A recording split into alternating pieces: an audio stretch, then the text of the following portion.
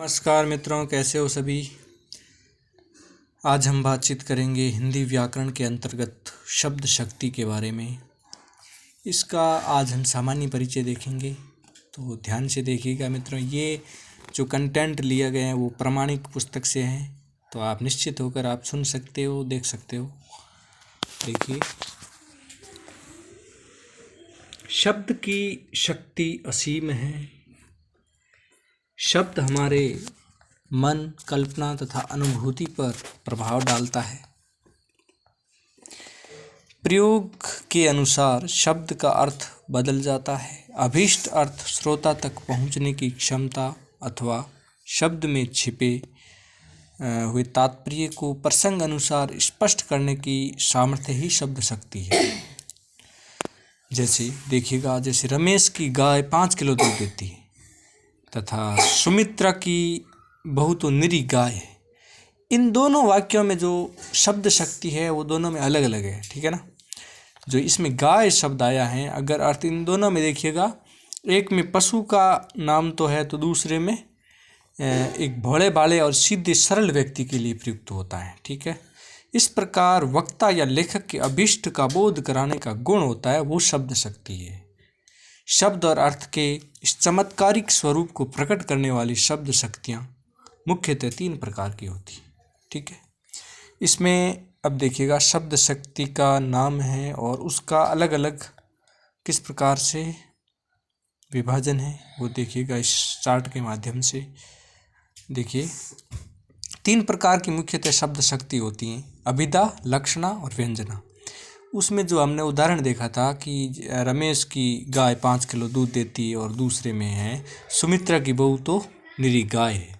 तो इसमें पहले वाक्य में तो हो गई अभिधा शक्ति, यानी कि सीधा साधा अर्थ दे रही है। दूसरे में अब सुमित्रा की बहू तो निरी गाय है, तो यहाँ पे एक सीधी सादी महिला के बारे में बता रहे हैं कि सुमित्रा की जो बहू है वो एकदम सीधी सादी है, गाय की तरह। ये हो गई लक्षणा शब्द शक्ति।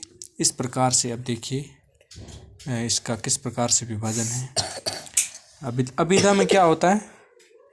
अभिधा में वाचक और वाच्यार्थ होता है, जिसका अभिधेयार्थ होता है, ठीक है। और लक्षणा में लक्षक होता है और उसका अर्थ लक्ष्यार्थ होता है। और व्यंजना में व्यंजक होता है शब्द और उसका अर्थ होता है व्यंग्यार्थ। अब इसको हम देख लेते हैं अभिधा शब्द शक्ति को थोड़ा बहुत।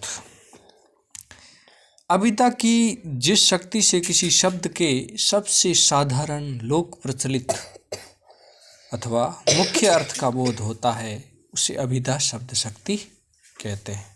हमने ऊपर उदाहरण से देखा था और एक उदाहरण से और देख लेते हैं ताकि आपको आराम से ये समझ आ सके कि अभिधा शक्ति क्या होती है।